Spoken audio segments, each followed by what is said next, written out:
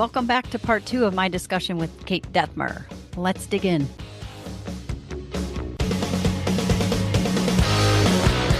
The Boss Hole Chronicles are brought to you by Real Good Ventures, a talent optimization firm helping organizations diagnose their most critical people and execution issues with world-class analytics. Make sure to check out all the resources in the show notes and be sure to follow us and share your feedback. Enjoy today's episode. I want to reflect on a piece that you wrote at the end of 2025 that really profoundly impacted me. And I just want to highlight that and your experience in there. Before we do that, I think it'd be helpful for our listeners, we can share that to become more aware of the 15 commitments of conscious leadership, to begin to study this work. You can certainly read the book. You can go to the Conscious Leadership Group website. You can participate in an introduction. Those are accessible through the website. There's a link. You can sign up. They're like 4 weeks. Can you say more about other ways that people can have access to a conscious leadership group? Yeah, so the book is the primary way that people get to us. It's about to be re-released, which is exciting. So new cover and not any new content, but Okay. the authors are writing a second book, and so the publishers are re-releasing it this fall, which we're excited about. We've all been on lots of podcasts, so if people like podcasts like this, then they can look up the authors and all the team. Podcasts, I think that's a nice way to digest some of the material. And then, one-to-one coaching, our 4-week course. We have intensives called Full Aliveness Intensive that people can do a little deeper dive over the course of 4 days. And then our year-long forums are sort of the biggest bite of the apple that people can take individually. And then, of course, we do a lot of work in teams and organizations, supporting them around consciousness. Yeah. And I would have to say my roadmap, the path I followed with an introduction and then one-to-one coaching, which I was like, oh, I'm going to do this for 6 sessions.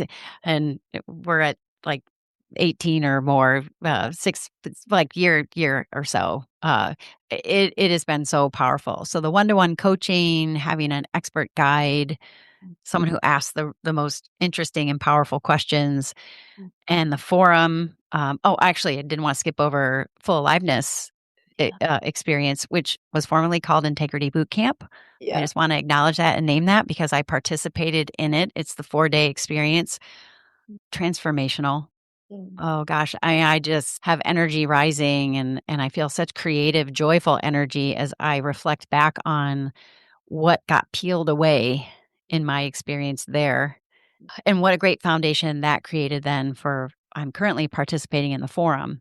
Yeah, so we'll have all of this information for people in the show notes, and they just may want to reach out and have an exploratory conversation with you, especially if they feel that there's an opportunity to support their leaders or their teams. Absolutely. So, Kate, you wrote a powerful reflection as you often do and members of the team do at CLG. And this one came in December of 2025, and it was called Push Through. November, sorry. Push Through. And oh my gosh, it very much touched my heart and represented for me some very, very powerful things. So I had a couple of questions for you. What prompted you to write that, by the way, if you could just start there? Yeah, well, we have a newsletter. It's been going for a decade, and we're always just looking out for what are themes or trends that we're sensing with our clients. And, is there some personal application that we can speak to as a sort of representation of it? So this was something that I was noticing with clients was people were having a difficult time moving on to what was next because they haven't fully grieved the loss of what didn't occur. And then I have an example from my own life about that. So it just felt like, I don't know if you feel this way, Sarah, but sometimes when I'm writing something or creating a presentation, it's a little bit like a through me experience. It's not, it's kind of like, oh, this is just coming out of me. And there's like, I don't really know where it came from, and that was the experience of this article. Oh gosh. And that explains why it was so incredibly powerful. You can't create what's next while you're still gripping what's gone, is one of the things you said. unfinished emotional residue, how you end the year or how you end this chapter, whatever it might be, will define how you start next. And I think what really profoundly struck me is, oh my gosh, how unaware have I been that there are things that I expected or hoped would happen or just counted on would happen and didn't, and never even acknowledged that they didn't and what that cost me. Yeah. Yeah. So I'm feeling the emotion now. Just reflecting on your story. Can you share a little bit with us? We all have kind of the story that feels a little bit maybe defining of our lives, some heartbreak or something that sort of cracked us open. And my story of that is a story of infertility and Mm. being really, I thought, really wanting to have children of my own, and spent about a decade in my 30s doing all the different medical treatments and really hoping that that would occur, and it just didn't. And I was really heartbroken about it. And um, kind of got to the end of the last IVF cycle we committed to doing, and didn't happen. And it was like it got sent into sort of a period of just sadness, letting go, surrendering. I thought this was the vision that I had for my life, and it is apparently not what's happening. And so I let myself really grieve and let go. And this happens with people around businesses, startups that they thought were going to be something, or, Mhm. they take on a new project and I really have a vision for how it's going to be and it's not occurring, or a new employee that we really hoped would be the answer to this problem and it's not happening. And so my experience was I had to fully let go of the vision that I had for my life with children of my own before I could step into what would be the next chapter of my life without Yeah. children, and what I had to do in this life. It was going to look a lot different. Yeah. Wow. You write in the article about how the body holds emotion, which we know is energy in motion. It's sensations in the body. Knowing that we live in a world where we've just been so acclimated to not attune to that and to be disconnected from that, how do these kind of experiences stay with us if not felt and experienced and grieved and moved on from in a healthy way? Yeah, I mean, of course, I'm biased as a somatic therapist that the experiences of being human linger longer in our bodies than maybe we've previously been willing to acknowledge. And I Mhm. can process it intellectually through various means. But if I don't really let the body move that energy all the way through expression, through emotion, through dance, through sound, Mhm. whatever this body wants to do, it gets stuck. And in the somatic therapy world, sometimes that stuckness can look like chronic pain or kind of medical community saying, we don't have a diagnosis for this and we're not quite sure what it is. Yeah. Our Hmm. experience is that the body is just holding on. And so it's first of all being willing to say, I have a body and it's feeling things and I'm willing to feel it. Because I think a lot of our neuroses and compulsive behavior, at least mine, are about not wanting to feel certain sensations. So, can I acknowledge I'm feeling? Can I feel them? And can I Yeah. give the body space to let it go fully? Yeah. Oh, God. Otherwise, it's kind of impacting the next season of my life. Yeah, and for me, the neuroses is, getting up and down from my desk 18 times in the morning, walking to the kitchen, scrolling on my phone, clicking buy this. All now I better understand in an effort to move away from that discomfort and in most cases sadness and loss. So you have a prescription, like a little Mm. a set of steps that we can follow. Maybe before you say that and tell us about that, I would imagine it's helpful for the listeners to know what does it take to actually feel a feeling, to move it in and through and out of your body. Uh, Yeah, well, I think the biggest thing that it takes is a willingness to do it. Okay. So I Yeah. think, I work with enough people who, once they get willing and Yeah. are open to feeling and expressing, it's actually pretty intuitive. And Yeah. it's like we, as little children and even like the animals in our lives, they do it so naturally. Yeah. And we are grown up adults and we forget. And at some point Mhm. along the way, we decide I'm not going to feel. So I think the biggest step is I'm going to, in the comfort or safety of with a coach or on my own, I'm going to let myself feel. Mm. And that's a big step. And then it's just noticing what are the actual sensations that are occurring in my body, in and on Mhm. my body. Like right before we got on this call, I my partner Seth got home from the gym and I asked him how was the gym and he said, "Oh, I got in a kind of a fight with our trainer." We go to the same gym. I didn't go this morning. And that he's like, "I got kind of tense with her because she said that all of a sudden they're a no headphones gym." And he loves listening to podcasts in his one headphone. And I got scared.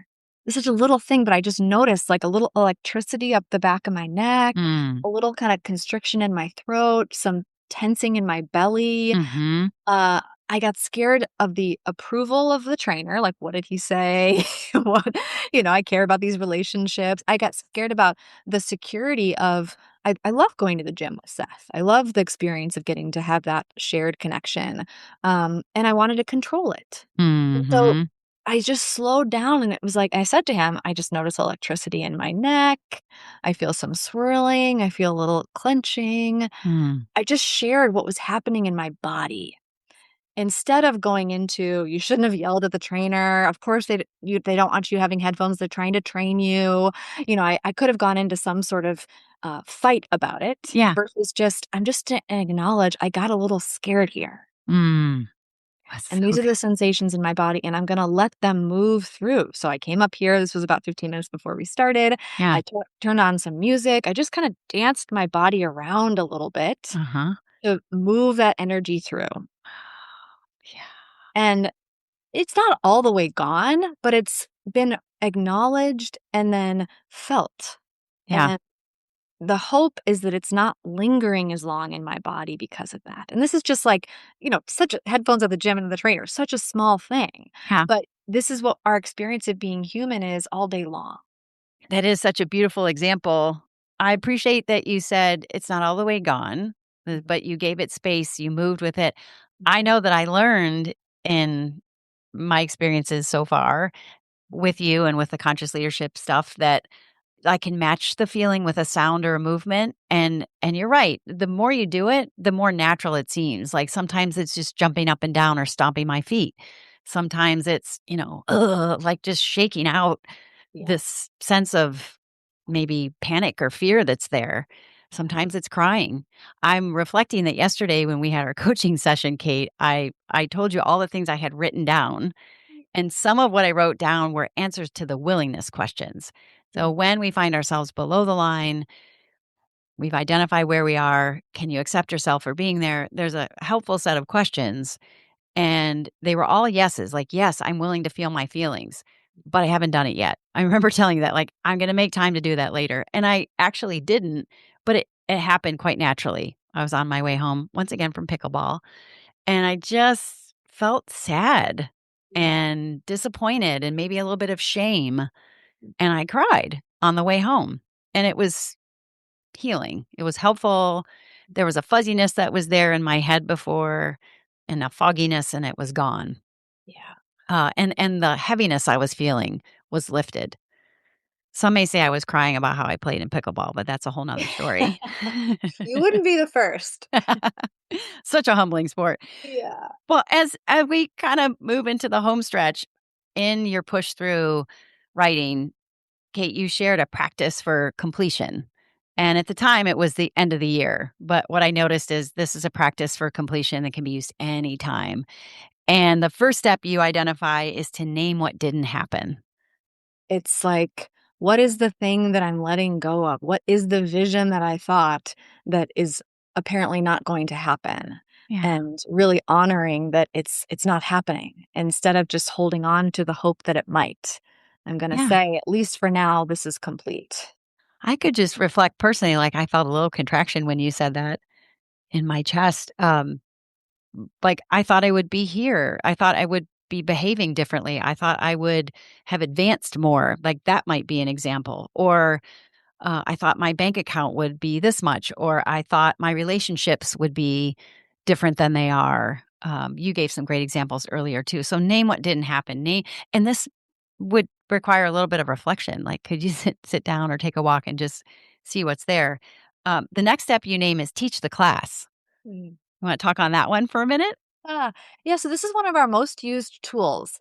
So we say, if you think about it at the end of the year, all of us are kind of thinking about, okay, what are my New Year's resolutions going to be in the new year? But if we don't acknowledge the dreams that we had in the past year that didn't occur and how we contributed to them not occurring, this is Yeah. to teach the class. Like if I were to say, I wanted to grow my business 3x this year and it didn't happen, then I need to take an honest look in the mirror at what did I do to contribute to it not happening Yes. and own that. And this is the teach the class Yeah. exercise Yeah. and really acknowledge it and not blaming other people. They didn't do this or, manufacturing dropped the ball or whatever. It's just what is my part in that before I Mhm. start to get about dreaming about what's next. Because if I don't get clear on that, I'm going to unconsciously pull through the parts of it that I contributed to it not happening last year into this year. Oh, It's an so good. honest facing. Yeah. Well, I'm thinking of several classes I've taught, PhD level classes I've taught. It is a powerful tool. Most recently, teaching a class on how to have another person in the work that I do show up as resistant and frustrating Yeah, that's and great. incomplete. So I taught a class on how I made that happen. And it's meant to create levity and to bring some silliness to the whole thing. Yeah. It's a very powerful tool. So we teach the class, take 100% responsibility. That's the next step. It says lifelong patterns, the payoffs, those kind of things. Yeah, the 100% responsibility process is sort of a plumbing of the unconscious. It's a series of repeated questions that you ask about the issue. So, again, if I wanted to grow my company 3x, it didn't happen. I'm in the process of letting go of that. Mhm. Questions that we ask are from the past, this issue reminds me of. Ask that a few times. Yeah. I keep this issue going by, ask that a few times. What I Mhm. get from keeping this issue going is, and then the last one is the lifelong pattern I'm noticing is. And again, each one of those prompts is said a couple of times. So you're sort of getting aware of, oh, this is not the first time I've been here. And what can I learn from this pattern around uh, not coming to the end of something that I set a goal to do? And Yeah. uh, that's the awareness about, okay, I might then get a learning that will support me in my next goal or vision. Which is powerful. I can imagine that it makes sense to people as they're listening. This is something that would be helpful to do with a coach, like to have a supportive presence or to be a part of a group as you do this. So that's my plug for getting support. And then feel it fully. So there's two more steps. The fourth one is feel it fully. Let energy move through and out of the body, cry, shake, writhe, breathe, roll on the floor, whatever is necessary. Yeah. It's just as simple as slowing down, tuning into the body, and we say matching whatever the inner experience is with some sort of outer expression. Mm-hmm. And again, the kids in our lives do this so instinctively, and we learn somewhere along the way not to do it. But if it's anger, it's like pounding a pillow on the bed. If it's sadness, it's like kind of slumping around and sort of letting the body just be a little deflated. If it's Mm-hmm. fear, maybe some trembling, shaking. Uh, but it's so beautiful because I've worked with hundreds of clients around this, and the body just knows. It just does what it does if they're Mm. willing. Yeah. So, giving yourself space and time to do that. I'm a big fan of having playlists for each of the different emotions, Yes. hitting play, and then just letting the body match whatever sound movement, especially with the music playing. Mhm. I'm struck with the image too of the little ones, little children, little babies. They just blurt out the scream or they cry uncontrollably. And then, of course, they stop immediately when the need is met. It's so natural. So it's affirming to know that our body knows what to do. And the last step, Kate, you identify is ritualize the release. In your case, it was choose a song and dance. say more about what we mean by ritualize the release. Yeah, there's something I think about ritual that maybe we've Mhm. lost a bit in our modern times. And what does it mean to like, okay, I'm going to honor, I'm going to light a candle and I'm going to blow it out. I'm going to journal out and then, you know, put that paper away somewhere, or I'm going to just honor the completion of it and coming to a place of not just in my mind, but in some sort of physical embodiment exercise of Mm. letting go, of surrender. And I always like surrendering to the elements of the earth. And how important it is to move on from that, create closure for that. So there's the new launch pad, which then isn't tied to the past experiences, doesn't pull that thread all the way through that you talked about. Correct. Yeah. I'm reminded too as we wrap up here about the energy. This work is all about full expression, full aliveness, full access to your energy. Could you say a little bit about I think the example you gave me once is of like holding a beach ball underwater. If you've ever been in a pool and you're required to hold the beach ball underwater, it's exhausting and challenging. How many of us are doing that, like figuratively? The energy is just leaking out and it's costing us. Yeah, we say emotions, if we're not really willing to express them or feel them, it is like holding beach balls underwater, and that Mhm. takes a lot of energy. And I think you're on to sort of our primary intention with the Conscious Leadership Group is to support our clients in accessing all of the life force, all of the energy, all of the creativity that they have to give their unique gift to the world, and Mhm. getting clear about where are the places where I'm leaking energy, where I'm not really having access to all of my full potential, and how do I get clear on those, whether it's emotion, whether it's a practice of candor, whether it's getting clear about agreements or owning my part in the co-creation of what's unfolding. So those are the commitment 6 of the 15, the 4 Mm. pillars of integrity. And Mm. uh, yeah, so it's about how do we get clear on our energy and be here to do Yeah. what we're here to do. There's so much more we could say. I'm struck with the idea too that for many of us, it's just so easy to focus on the stuff that's happening. Mhm. In your terms, that's content. We focus on who said what email was sent or not sent, how the process played out. And I think a lot of coaching in the world is around content and how to position yourself differently so the content is addressed. And this is very different. It's context coaching. The context is where you are above or below the line. So for people in our audience who are vibing with this and resonating with the idea that, yeah, I get it. It's about how I'm showing up and how present I am. Now they know they can reach out to you and to better understand and to utilize these principles in their life. A different way of being with life than most coaching modalities. And it's been so sweet to get to walk through this season with you, Sarah, and Oh, see same you here. really make some big shifts around context in your life. Well, Kate, thank you for who you are and for what you've made available to our listeners today. We'll make sure that they have contact information easy to find you. And yeah, just grateful for this whole body of work, for the relationship you have with your dad, for the man he is. I think people could go online and find YouTube videos galore of your dad and Diana Chapman and others speaking about this. So for those who are interested in learning more, there are many avenues.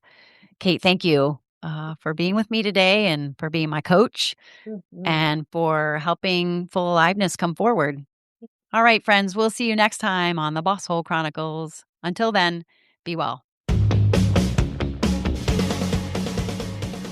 Thanks very much for checking out this episode of the Boss Hole Chronicles. It was so good to have you here. And if you have your own Boss Hole story that you want to share with the Boss Hole Transformation Nation, just reach out. You can email us at mystory@thebossholechronicles.com. Again, mystory@thebossholechronicles.com. We'll see you next time.